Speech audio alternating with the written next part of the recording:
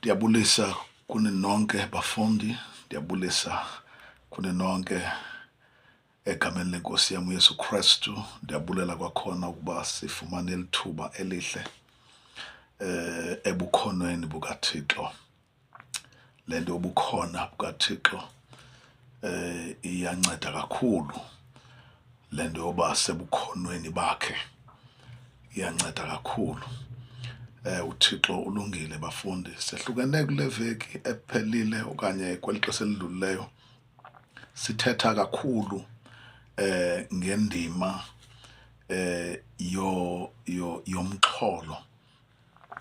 yomxholo. Kuvele into enzulu kakhulu.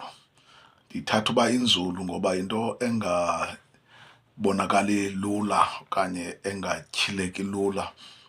Ubunzulu ke buthetha into enjalo, into engatyhileki msinya, into engakhawulezi ukubonakala. Kuye kwavela loo nto kumxholo wethu, kwacaca ukuthi indaba yembophelelo inobuzaza okanye indaba embophelelo i-effective kakhulu, iyaphazamisa ekukhonzeni kwethu uThixo. Iyafuna ukuqwalaselwa.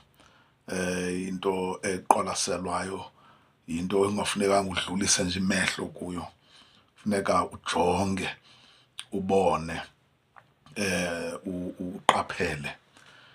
Ibe into ke eye yangena ngamandla nasemoyeni wam, ndayiva ukuthi Nkosi yam, ngaske umfundi ngamnye ayiqonde, ayibone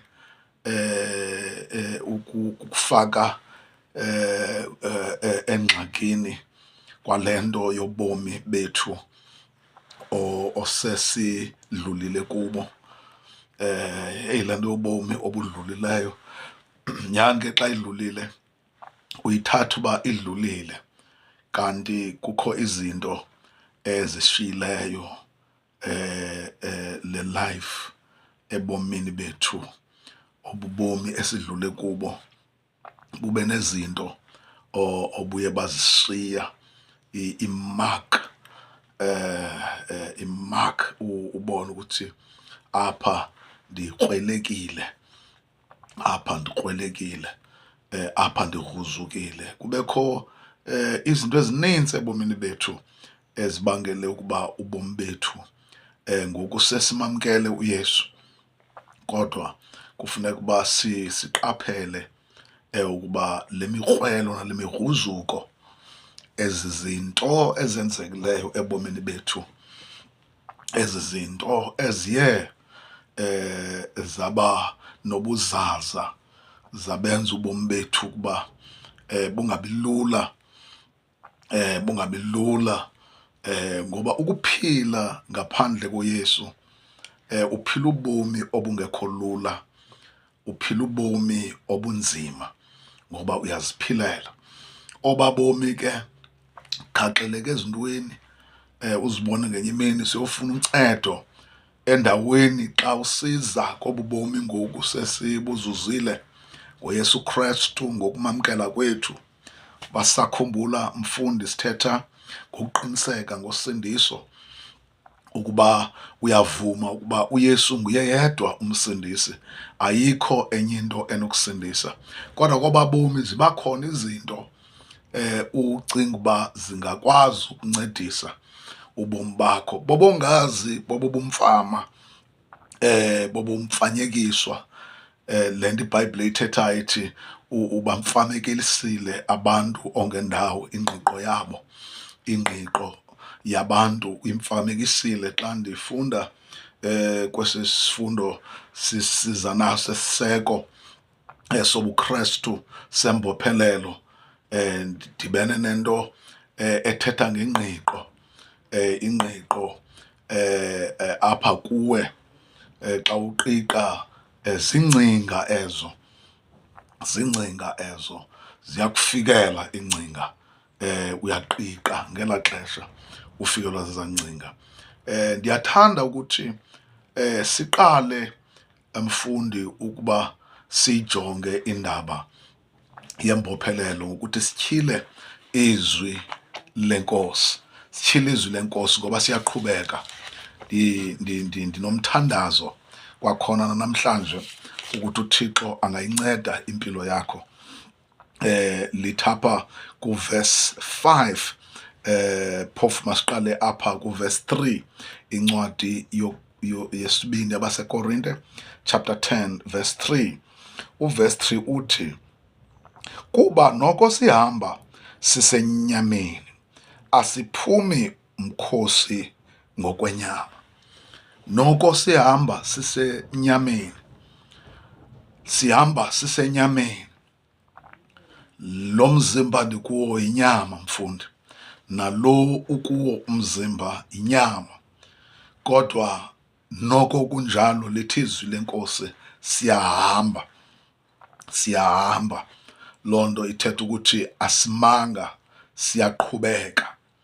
Siqhubeka nokuphilela inkosi, siqhubeka nokwenza izwi lenkosi, siqhubeka nokufundisana ngelizwi lenkosi. Noko siphuma umkhosi, litsho njalo, kuba noko sihamba sisenyameni, asiphumi mkhosi ngokwenyama. Noko sihamba sisenyameni. Mkhonzi kaThixo, mfundi, believer of Jesus Christ, ndithanda la mazwi ukuba khe siwanambithe, khe siwaqwalasele, siwajonge.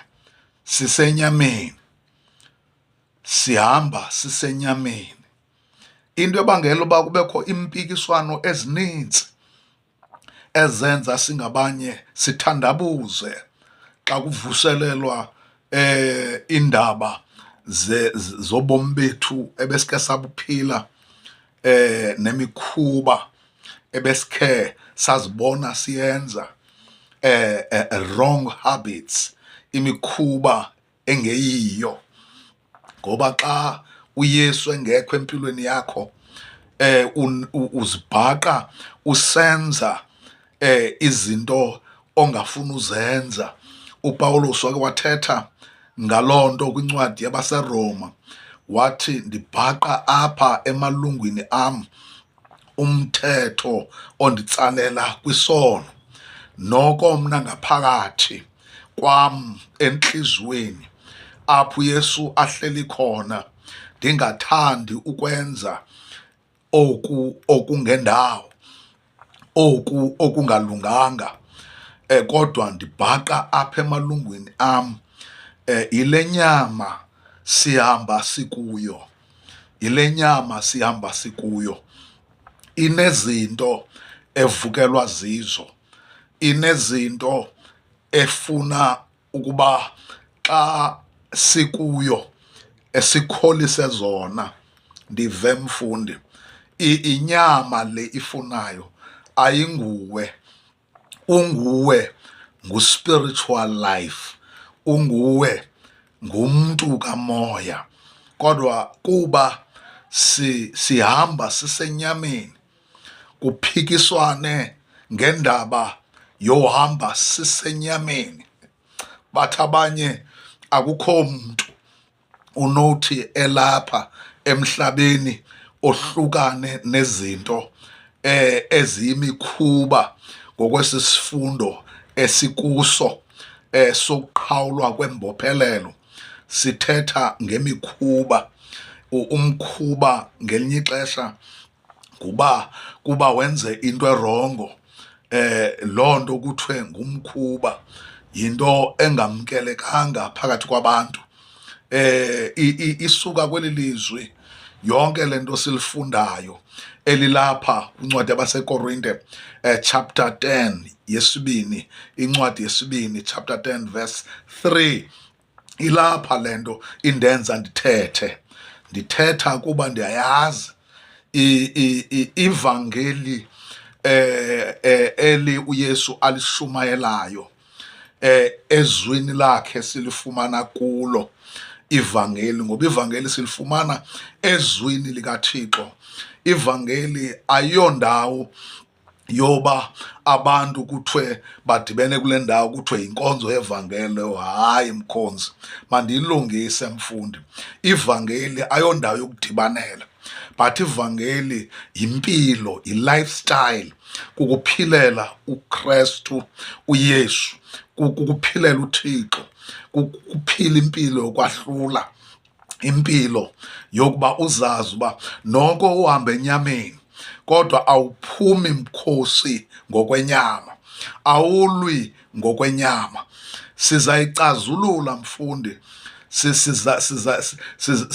sizayinweba, sizayitwabulula indaba yembophelelo esithetha ngazo ngoku, impilo eye ibhaqeke kuthi sikholwa, impilo ibhaqeke enemikhuba nemikhwa engalunganga phambi koThixo. Lide ilizwi lenkosi lithi uThixo uyanyeliswa ngenxa yendlela eniphila ngayo. uThixo wenziwa into engento ngenxa yempilo yenu, ngoba uThixo abantu nje general abambonanga uThixo, abambonanga ngendlela atyhilwe ngayo kuthi. uThixo uzityhile kuthi ngomoya. Itsho incwadi yokuqala yabaseKorinte chapter 2 verse 9, uzityhile ngomoya kuthi uThixo. Sityhilekelwe mfundi, ikhona into ebangela ukuba singaphili careless, singaphili impilo nje yokuba andikhathali. Ikhona into esibangela uba uandikhathali asuke empilweni yethu, kodwa siphila impilo yokukhathala, sikhathalele impilo yethu, sikhathalele ubungcwele bukaThixo empilweni yethu bubonakale, buvele, uThixo akhazinyiliswe yimpilo yam. Kunamazwi awathetha uYesu athi ukuze uyise azukiswe ngonyana, impilo yethu kumele uba imzukise uThixo. uYesu abantu bavile ngaye, abambonanga, kodwa lithi izwi lakhe unoyolo kholwe engambonanga, ngoba bakhona abathe bembonile kodwa abakholwa. Ndithethiswa leli lizwi lilapha kule ncwadi yabaseKorinte. Yonke le nto endiyithethayo inobunzulu, ngoba le nto yenza ukuba indlela esifundisa ngayo yohluke kunendlela ekufundiswa ngayo ngabanye abantu abaphatha iBhayibhile. Sifundise thina ukuba inyama iyehlulwa ngumoya, inyama iyoyiswa ngumoya. Siphila enkonzweni ethi siyiphuthise imvelo, siwabhubhise amalungu enyama, siwabhubhisa ngomoya kaThixo. Le nto xa ulikholwa, sike sathetha ngobhaptizwa ngomoya ingcwele, sithethela ukuba sazi ukuba xa sikholwa kukho izinto ezisahlulayo. Indaba yokubhaptizwa ngomoya yenza ukuba sehluke ekuphileni, sehluke ekwenzeni, sehluke ekuthetheni, sehluke ekuhlaleni. Likhona ichorus elithi bayazibuza baphinde baziphendule, bayamangala ngempilo yethu. Bamangaliswa ukuthi utata uyema aphile nje athi gelekeqe, intombi iyema iphile nje ithi gelekeqe, umama uyema naye aphile nje athi gelekeqe. Siyifundiswe loo nto lilizwi likaThixo ele ndilifundayo ngoku, ethi noko esihamba ngenyama kodwa asilwi, asiphumi mkhosi ngentonga zayo. Mandilifunde ilizwi ndiligqibezele mfundi, lithi kuba noko sihamba sisenyameni asiphumi mkhosi ngokwenyama, asiphumi mkhosi ngokwenyama. Eli lizwi lithi mkhosi eli lizwi lithi mkhosi lithetha into mfundi. Xa kuthethwa ngomkhosi kuthethwa ngabantu abaxakekileyo, akuthethwa ngomkhosi kuthethwa ngabantu abagadileyo. Sisemkhosini, mayibongwe inkosi, sisemkhosini sigade utshaba, and utshaba lisondela kakhulu enyameni yethu xa lifuna ukusihlasela. Sigade loo nto ukuba singazibhaqi sesirhangqwe yimikhuba yenyama, singazibhaqi sesirhangqwe yimikhuba yokungakholwa, sikholwa. Siyagada, liyaqubula ke mfundi, liyaqubula utshaba. UYesu umfundi ohambe naye, esondele naye kakhulu, ilizwi likaThixo limphefumlele. uPetros lithi izwi lenkosi xa elumkisa thina bazalwane, elumkisa thina abafundi bakaYesu, uthi uyagquma njengengonyama umtyholi. Ufuna bani ongamqwengayo? Ufuna ubani angamqwengayo? Kule ndawo umfundi esifunda kuyo kunezinto nje athi uMoya Oyingcwele make ndizityhile ukuze uzibone. Funeka ugade xa ungumfundi, funeka ugade xa ungumzalwane, funeka ugade. Kukhona utshaba, kukhona utshaba liyagquma, liyagquma, likhangela elingamghamza, likhangela elingamqwengayo. Kodwa ilizwi lenkosi lithi asiphumi mkhosi, mayibongwe inkosi, ngokwenyama. Asiphumi mkhosi ngokwenyama, asiphumi mkhosi. Siyafayitha mfundi, siyalwa, kodwa sili ngokwenyama. Likhona ikhorasi lakudala elithi asilwi thina nabantu, asilwi thina nabantu. Siyayiqonda uba likhona utshaba, umntu angenza into erongo kum, lutshaba eli limsebenzisileyo uba makayenze. Asilwi naloo mntu, kodwa silwa netshaba elimsebenzisileyo.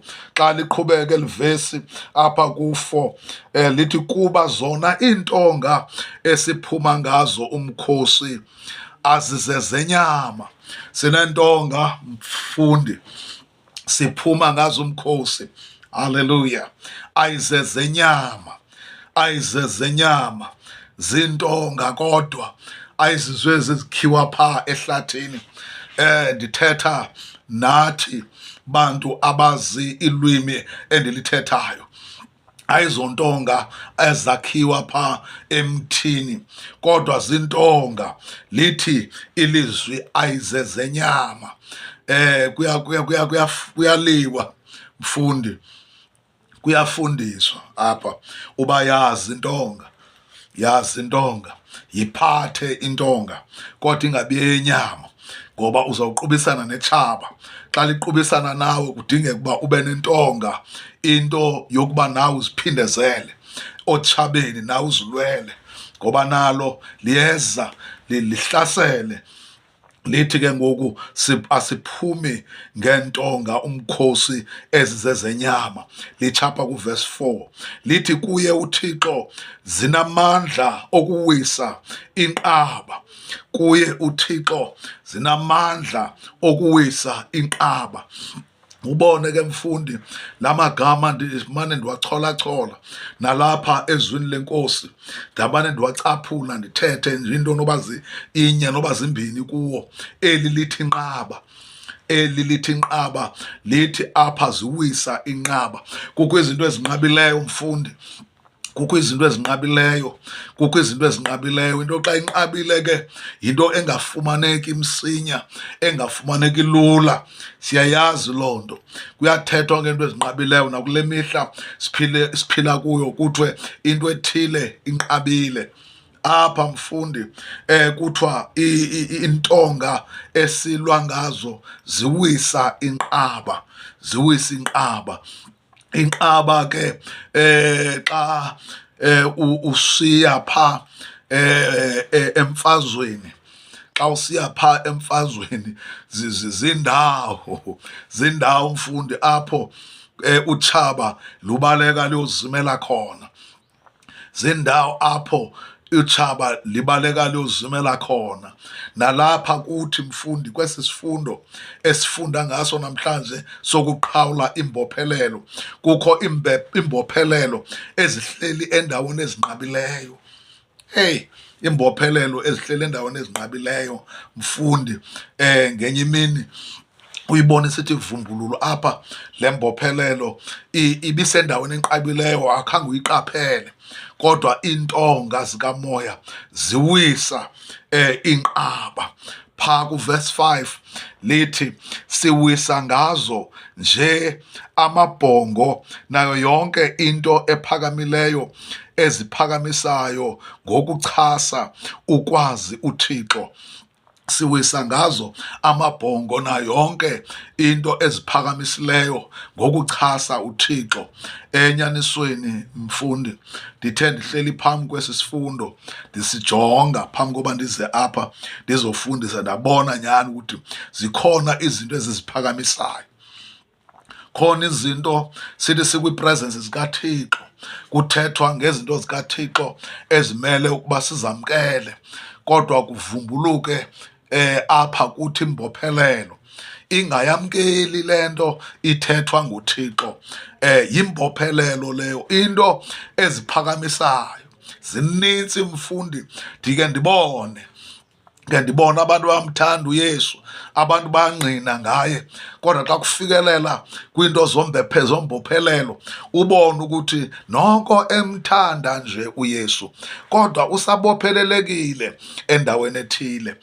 Esi sifundo sisifundisa ukuba siqaphele kanye ezo zinto, solathe kanye ezo zinto, siphume nezanduku mkhonzi, siphume nezantonga, silwe sibethe ezo zinto, siqushe inyoka. Ilizwi lenkosi lithi uyayityumza intloko, yona iya kukutya izithende. Kufuna sisebenzise izwi likaThixo, intonga lizwi likaThixo. Kaloku masikhumbule mfundi uba uMoses unqobe ngentonga ayinikwe nguThixo. Kwincwadi ye-Exodus lithi izwi lenkosi, uThixo ubuzile kuye uba yintoni uyiphethe ngesandla sakho. uMoses wathi intonga. Sinikwe intonga, sinentonga mfundi. Umntu angajonga ehlathini aye ephethe into yoyikha angayifumani.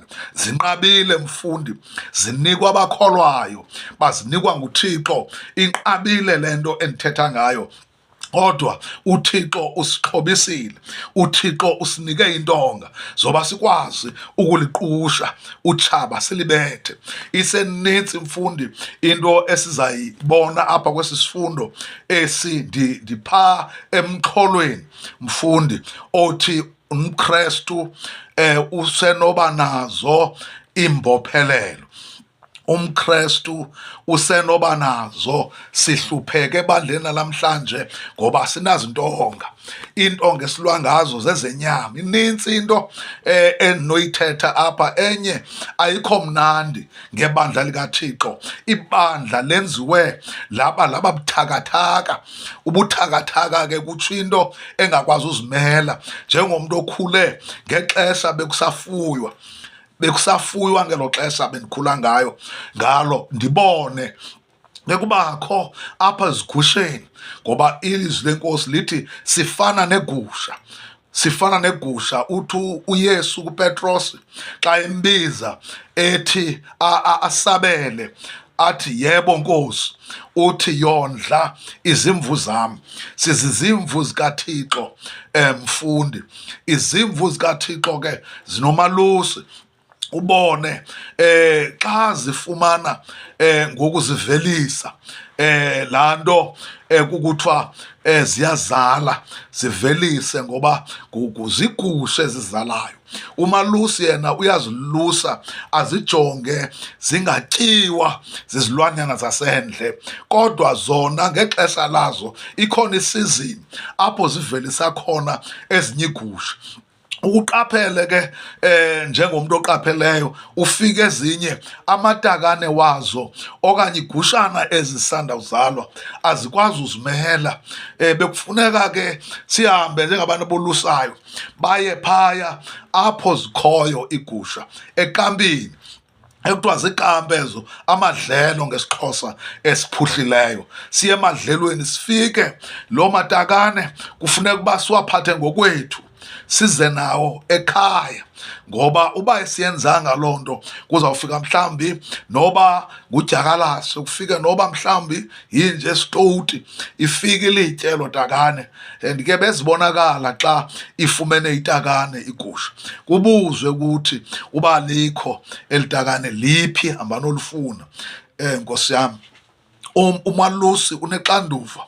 Le nto endiyifundisa apha luxanduva loba ndisalusa izimvu zikaThixo, ndazise kuni bafundi ukuba kubalulekile ukuthi wazi ukuthi usenguba nanguye umKrestu, usenoba nguye umKrestu, kodwa osabophelelekileyo, osakhonkxiweyo zizinto zobomi bakho obukhe wabuphila.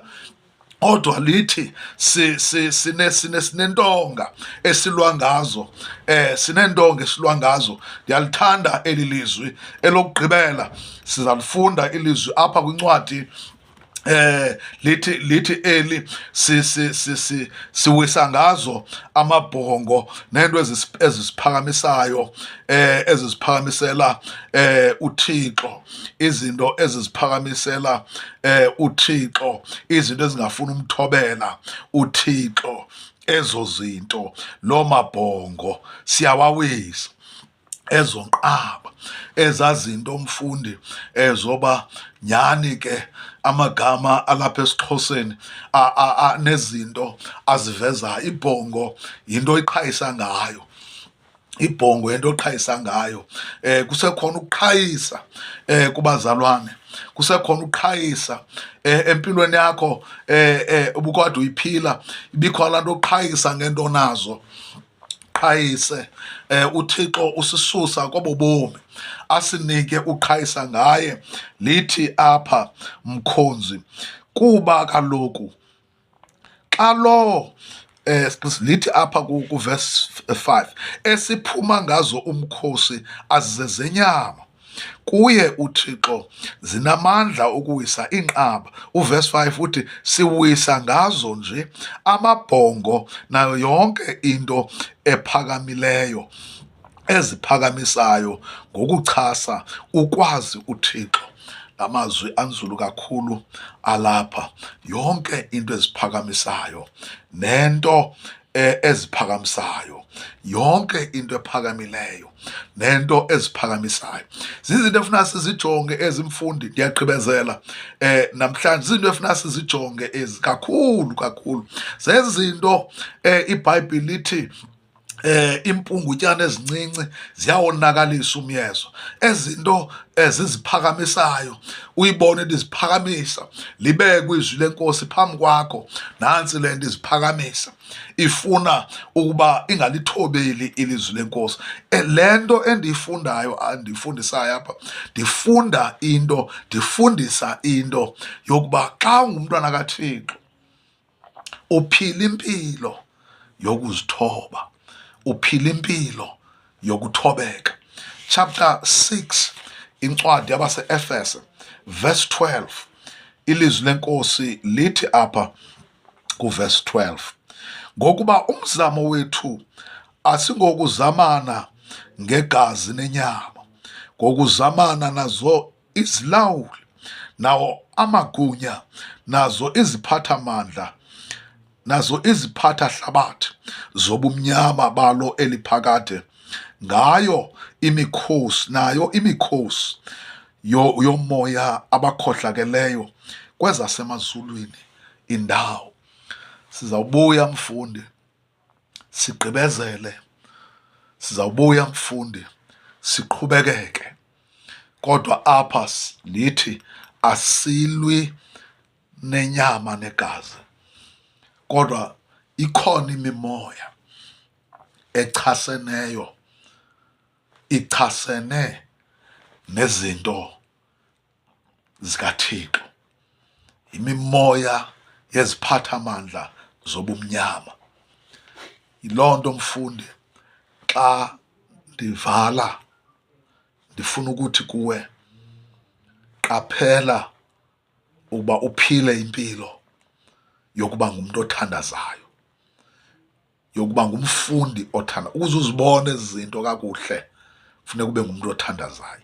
Thandaza, qhubeka nomthandazo. Sisesemxholweni, sisezawuhlala kulo mxholo, ngoba impilo yethu ixhomekeke ekoyiseni kwethu, nothi ekoyisweni kwethu. Inkosi kusikelele.